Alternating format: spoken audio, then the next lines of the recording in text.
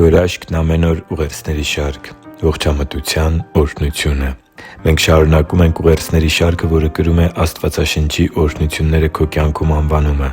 Այն նվիրված է YouVersion աստվածաշնչյան հավելվածի Bible.com 1 միլիարդ բաժանորդի սահմանագծի հատման աննախադեպ իրադարձությանը։ Սիրելի՛ բարեկամ,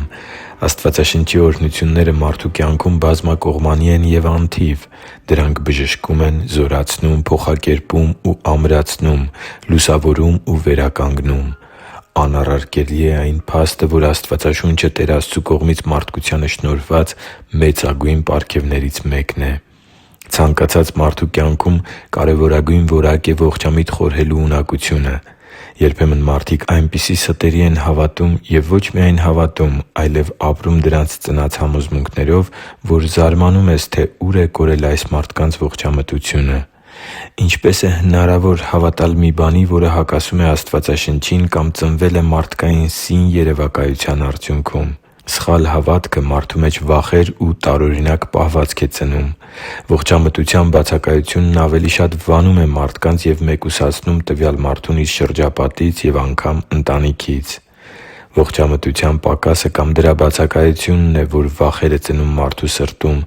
որոնք նույնպես սուտ տեղեկությունների ու չարի ուղարկած մտքերի հանդեպ հավատքի արդյունք են։ 2 Տիմոթեոս 1:7 կարդում ենք. «Որովհետև Աստված մեզ երկչոտության հոգի չտվեց, այլ զորության, սիրո և ողջամտության» Աստծու համար թանկ ու սիրելի՛ զավակ, Աստված մեզ վախի հոգի չի տվել, այլ զորության, սիրո և ողջամտության։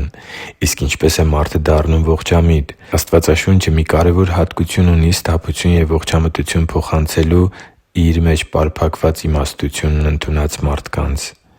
Առակացի 9:10 կարդում ենք.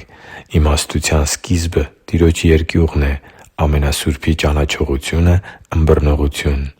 Աստվածաշնչի ընթերցանությունն է, որ մեզ փոխանցում է Տեր Աստծու ճանաչողությունը՝ ինչպիսի՞ն է Նա,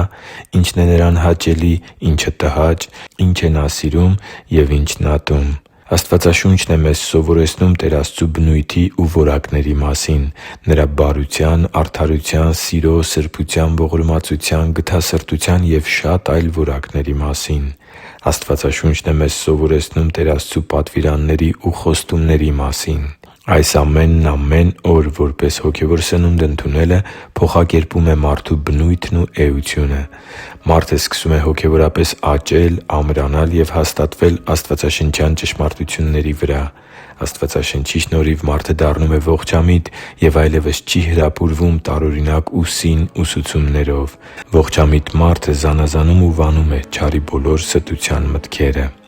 Ողջամտությունը մեզ պահում է մոլորություններից, գայթակղություններից ու վախ ծնող մտքերին տրվելուց։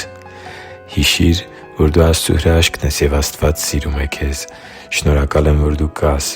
Սիրով և աղոթքով, Արման Մանուկյան։